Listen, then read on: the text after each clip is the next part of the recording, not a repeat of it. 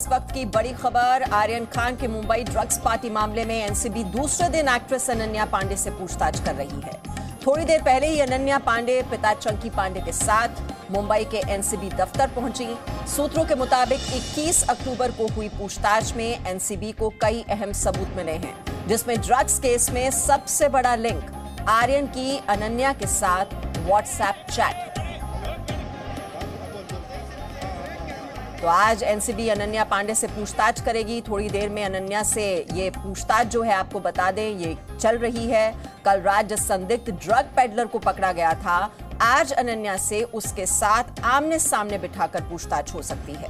इस बीच खुलासा हुआ है कि आर्यन खान से चैट में अनन्या ने ड्रग्स को लेकर बात की। आर्यन ने अनन्या से चैट में गांजे की मांग की थी। वहीं एनसीबी को जवाब देते हुए अनन्या ने कहा कि ड्रग्स चैट मजाक था। तो कल भी अनन्या के साथ 2 घंटे ये पूछताछ का दौर चला था। कई सवाल उनसे पूछे गए थे व्हाट्सएप चैट को लेकर, क्योंकि आर्यन खान के साथ जो उनकी चैट है उसमें ड्रग्स को लेकर यह जिक्र किया गया था। और वो व्हाट्सएप चैट क्या थी, जिसके बाद अब ये मुश्किलें बढ़ती हुई नजर आ रही हैं।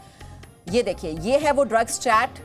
आर्यन खान लिखते हैं कि क्या गांजा अरेंज हो सकता है, तो जवाब में अनन्या पांडे लिखती हैं मैं अरेंज कर दूं। तो गांजे को लेकर ये व्हाट्सएप चैट अनन्या और आर्यन खान के बीच। और व्हाट्सएप चैट जैसे ही मिली उसके बाद हमने देखा एनसीबी पहले उनके घर पर पहुंचती है, वहां पर सर्च की जाती है, लैपटॉप और उनका मोबाइल फोन सीज कर लिया जाता है। कल 2 घंटे की पूछताछ होती है और आज भी ये सवाल जवाब अनन्या पांडे से इस व्हाट्सएप चैट को लेकर, जिसमें ड्रग को लेकर जिक्र है, वो की जा रही है। इस वक्त ज्यादा डिटेल्स हम ले लेते हैं। हमारे साथ हमारे 2 सहयोगी हैं, अंकुर त्यागी हमारे साथ हैं और प्रमोद भी हमारे साथ जुड़े हुए हैं। अंकुर, अब ये जो व्हाट्सएप चैट जिसमें गांजे को लेकर बात हो रही है, जवाब देती हैं अनन्या कि अरेंज करा दूंगी, लेकिन जब एनसीबी उनसे पूछती है तो वो कहते हैं कि ये तो मजाक था। लेकिन जब अगर ड्रग पेडलर को आमने सामने बिठाकर ये पूछताछ होगी तो फिर अनन्या का जवाब क्या होगा? देखिए, सिर्फ ड्रग पेडलर की बात नहीं है। अनन्या के घर पर जब एनसीबी की टीम गई है तो पूरी तैयारी के साथ गई थी। उन्होंने ये जो चैट्स की बात हम कर रहे हैं आर्यन खान और अनन्या पांडे के बीच में, यही चैट्स को कोर्ट, जो लोअर कोर्ट है, सेशंस कोर्ट में जो स्पेशल एनडीपीएस कोर्ट है, वहां पर भी दिया हुआ है। और अब उसी के बिहाफ पर ये सर्चेस जो हैं वो अनन्या पांडे के घर पे हुए और उनको कल 2 बजे बुलाया गया था। कल वो तकरीबन यहाँ पर आती हैं, 4 बजे के आसपास आती हैं और फिर उसके बाद जो पूछताछ का दौर होता है वो लंबा चलता है। यहाँ पर सिर्फ यही चैट नहीं है, इसके अलावा भी बहुत सारे चैट्स हैं जो आर्यन खान और अनन्या पांडे के बीच में हुए हैं, अलग अलग मौके पे हुए हैं। उनमें अलग अलग जगह पर ड्रग्स का जिक्र किया गया है। अनन्या पांडे अब यहाँ पर कह रही हैं, इस चैट के बाद जब उनसे पूछा गया, जब उनको कन्फ्रंट कराया जा रहा है वो चैट दिखाकर कि क्या आप ये जो दोनों के बीच की बातचीत है इससे क्या समझा जाए, आप इसका क्या मतलब निकालती हैं, तो उन्होंने कहा था कि तो मैं मजाक में कह रही थी, मैं मजाक कर रही थी आर्यन खान के साथ। चलिए एक बार मान लिया जाए। अब सवाल यह है, जैसा कि एनसीबी के सोर्सेस कह रहे हैं कि उनके पास बहुत सारे और भी चैट्स हैं इन दोनों के बीच में, और उनमें उनका जो कॉन्टेक्स्ट है वो ड्रग्स कॉन्ट्राबैंड्स को लेकर है। उनमें अनन्या पांडे का जवाब क्या आता है, क्योंकि आज उनको बुलाया गया था, तकरीबन 2:30 बजे के आसपास वो आई हैं। अब वापस से उनसे यहाँ पर पूछताछ की जा रही है। उसी तरीके से कन्फ्रंट कराया जाएगा जो बाकी के चैट्स इस वक्त एनसीबी के सोर्सेस अपने पास बता रहे हैं, जो सबूत उनके पास हैं, और फिर उनका जवाब क्या होगा। वो कितनी बार मजाक अपनी बातों को ठहराने की कोशिश करेंगी, अब ये देखने वाली बात होगी। जी, ये जस्टिफाई करना मुश्किल हो जाएगा कि अगर गांजे को लेकर ये बातचीत हो रही है और उसके बाद वो कहती हैं अरेंज करा दूंगी, और अगर इस तरह का जो इंटरेक्शन है व्हाट्सएप चैट बार बार अगर ड्रग्स को लेकर हो रही है, तो फिर जवाब क्या देंगी अनन्या पांडे। हमारे साथ प्रमोद भी हैं, और प्रमोद, बहुत महत्वपूर्ण हो जाता है कि सवाल जवाब जो होंगे वो जाहिर तौर पर आर्यन खान के बारे में सवाल पूछे जाएंगे। आर्यन खान को वो कब से जानती हैं, क्या वो भी ड्रग्स का सेवन करते हैं, कहाँ से ये ड्रग्स की सप्लाई हो रही थी, अगर ये कभी ली भी गई। और ऐसे में जो भी वो जवाब देंगी अनन्या पांडे, वो जरूर असर डालेंगे आर्यन खान के केस पर भी, क्योंकि उनकी जमानत याचिका जो अब बॉम्बे हाईकोर्ट में जिसको लेकर सुनवाई होनी है, एनसीबी की भी कोशिश है लगातार कि अपने केस को किसी तरह से पुख्ता बनाया जाए। विटनेसेस उनके साथ होने चाहिए अपने केस को मजबूत तौर पर रखने के लिए।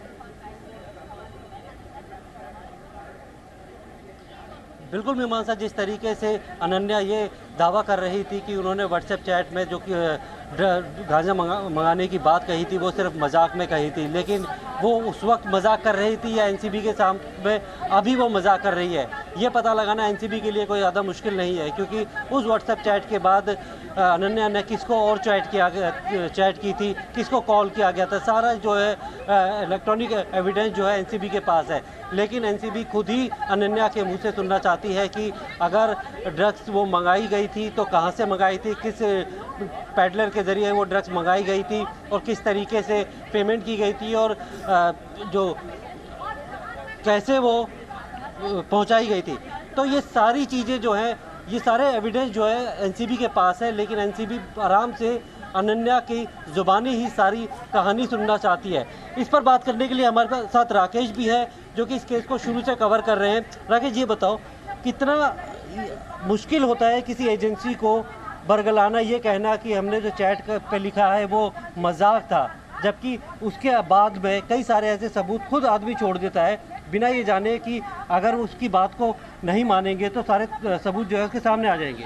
मैं आपके इस सवाल का जवाब दूं उससे पहले एक ताज़ा अपडेट अपने दर्शकों के लिए दे दूं मैं प्रमोद यहाँ पर, कि अभी जो है तकरीबन जो 1.5 घंटे का वक्त जो बीता है पूछताछ शुरू होकर के, अभी भी जो है आज अनन्या से इस वक्त जो है जो सूत्रों से जानकारी मिल गई है, अभी भी इंट्रोगेशन में अकेले पूछताछ की जा गई है। जो क्रॉस क्वेश्चनिंग की जानी है उसका वक्त तकरीबन 5 बजे के बाद का तय किया गया है, यानी कि पूछताछ और लंबी चल सकती है, शाम के 6 सवा 6 तक ये पूछताछ आज भी चल सकती है। ऐसे में पिछले 1.5 घंटे में जो है अभी तक अनन्या से एनसीबी ने, जहां पर कल उनकी पूछताछ खत्म हुई थी, आज वहीं से दोबारा पूछताछ की शुरुआत की हुई है। उनसे यही सब तमाम सवाल जो पूछे गए उसके जवाब में अनन्या पांडे ने कुछ सवालों के जवाब में कहा है कि उन्होंने खुद ने कभी कोई ड्रग्स नहीं ली, वो कभी किसी ड्रग पेडलर्स को नहीं जानती और ना ही उन्हें आगे के या इस पूरे ड्रग्स रैकेट के बारे में कुछ पता है। उन्होंने सीधे सीधे जो अपना पल्ला झाड़ते हुए इसमें अपने हाथ खड़े किए। उन्होंने ये कहा है कि जिन व्हाट्सएप चैट्स की आप बात कर रहे हैं इनमें से वो कुछ व्हाट्सएप चैट्स बेहद ज़्यादा पुराने हैं और उसके बारे में मैं कुछ नहीं जानती। ये इस तरीके की जो सफाई है वो अनन्या पांडे की तरफ से दी गई है। ये कल के इंट्रोगेशन की और आज के इस 1.5 घंटे के इंट्रोगेशन की जानकारी जो अभी हमें सूत्रों से मिल रही है। इसके आगे और जो है तकरीबन 1 घंटे तक अभी एनसीबी के जो अधिकारी हैं, जिसमें मैं आपको बता दूं कि इस इंट्रोगेशन रूम में एक महिला अधिकारी की मौजूदगी में एक और जूनियर ऑफिसर है, साथ ही साथ जोनल डायरेक्टर खुद जो है वो पूछताछ कर रहे हैं। चंकी पांडे जो कि अनन्या पांडे के पिता हैं, उन्हें इंट्रोगेशन से बाहर रखा गया है और ना ही किसी का कोई मोबाइल, ना कोई वकील, किसी भी तरीके की कोई चीज़ के बिना इंट्रोगेशन रूम के भीतर जो है ये पूछताछ चल रही है। तो अगले 1 घंटे तक ये और पूछताछ इंट्रोगेशन में अनन्या पांडे से अकेले चलेगी और उसके बाद में जो है क्रॉस क्वेश्चनिंग जो है उस शख्स से की जा सकती है जिसे आज सुबह तड़के हिरासत में लिया गया है। अपने आप में ये एक बड़ी कड़ी है। एनसीबी के सूत्रों का ये कहना है कि सबसे पहले वे जो अनन्या पांडे का पक्ष है इस पूरी कहानी में वो जानना चाहते हैं और आज सुबह अनन्या के आने से पहले 2 बजे तक जो है एनसीबी ने लंबी चौड़ी पूछताछ इस संदिग्ध से भी की है जिसे उन्होंने आज सुबह हिरासत में लिया था। और राकेश, वही जानना चाहता हूं मैं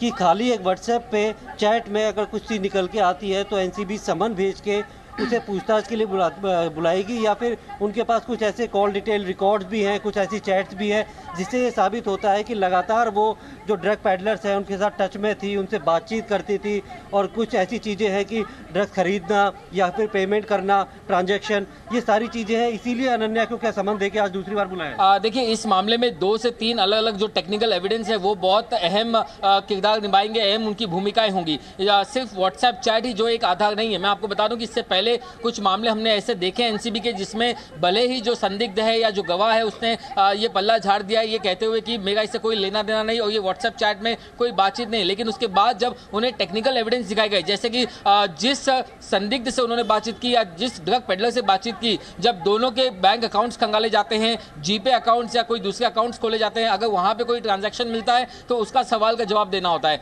कई बार ये भी देखा गया है कि दोनों ही लोगों के जो टावर लोकेशन है मोबाइल के वो निकाले जाते हैं और ये पूछा जाता है कि अगर आप इन्हें जानते ही नहीं थे तो आखिर इस ड्रग पेडलर का टावर लोकेशन और आपके मोबाइल का टावर लोकेशन एक ही डेट पर, एक ही समय पर, एक ही जगह कैसे थी? ये एक्सप्लेनेशन जब देने की बारी जब आती है तब जो पोल है वो खुल जाती है। तो इस मामले में भी क्या एनसीबी के पास ऐसे कोई टेक्निकल एविडेंस हैं, ऐसे कोई इलेक्ट्रॉनिक एविडेंस है जिसमें टावर लोकेशन, सीडीआर या फिर बैंक अकाउंट्स के पेमेंट्स की अगर डिटेल, ये सब चीजें भी अगर सामने आती हैं। इसके अलावा सबसे अहम 20 लोगों को गिरफ्तार किया है अब तक तक 40 से 45 से ज्यादा गवाहों का बयान जो है एनसीबी दर्ज कर चुकी है। तो क्या इतनी लंबी पूछताछ में, जांच में भी अगर कहीं पे अनन्या पांडे या उनसे जुड़े हुए कोई दूसरे अगर ड्रग पेडलर्स का अगर नाम सामने आया है तो वो भी इस पूरे जांच में एक अहम कड़ी साबित हो जाती है। बिल्कुल, जैसा कि राकेश बता रहे हैं कि सिर्फ पल्ला झाड़ देते कुछ नहीं होता, उसके अलावा भी काफ़ी सारे इलेक्ट्रॉनिक एविडेंस ऐसे होते हैं जिसे काउंटर करना अनन्या के लिए काफ़ी मुश्किल होगा, क्योंकि इतनी ज़्यादा शातिर नहीं है कि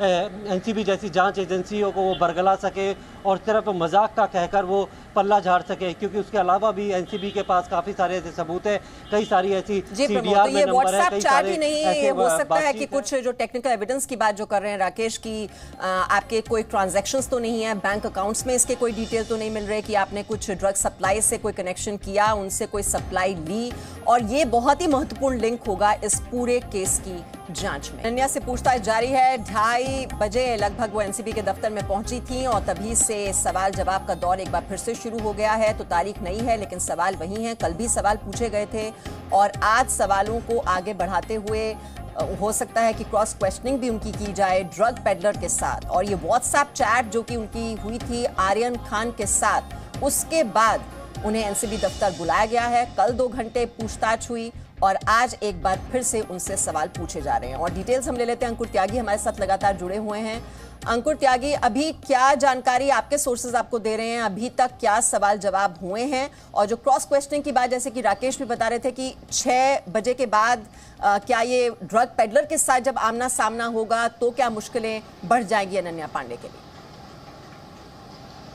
देखिए, फिलहाल आज का जो क्या क्वेश्चनेयर रहा है या क्या पूछताछ हो रही है, किन सवालों पे हो रही है, ये सटीक तरीके से कहना तो मुनासिब नहीं होगा। लेकिन लाइन ऑफ इंक्वायरी जो है एनसीबी की, वो काफी हद तक क्लियर है। वो ये चाहती है कि इस पूरे के पूरे आर्यन खान वाला जो एपिसोड है, इसमें अनन्या पांडे का क्या अभी तक रोल निकल के आया है। जो व्हाट्सएप चैट्स निकल के आए हैं दोनों के बीच में, एक चैट्स का जो वर्बटम है वो जी न्यूज अपने दर्शकों को बता रहा है और उस पर जब उनको काउंटर किया गया, कन्फ्रंट किया गया उस चैट को दिखाकर अनन्या पांडे को, ये मैं आपको से कल की बात कर रहा हूं, तो उनका जवाब क्या था और वो कैसे उसको बता रही है कि तो सिर्फ मजाक कर रही हैं। जाहिर तौर पर उनकी लीगल टीम से उन्होंने बात करी होगी, उन्होंने अपनी जो उनको भी याद होगा कि उन्होंने क्या क्या चैट्स किए हुए हैं, तो ये पहले से ही कुछ काफी चीजें डिसाइडेड होती हैं। और आज भी लगभग चूंकि कल 2 घंटे ही पूछताछ हो पाई थी, उसके बाद आगे की पूछताछ आज शुरू हुई है।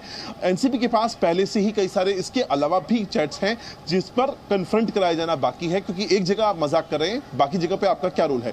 क्यों? क्योंकि यही चैट्स को 13 अक्टूबर को एएससी जो है additional solicitor general Anil Singh, उन्होंने कोर्ट के सामने रखा था जमानत की विरोध में, और उसका नतीजा यह भी निकला कि जमानत नहीं मिल पाई आर्यन खान और बाकी के आरोपियों को।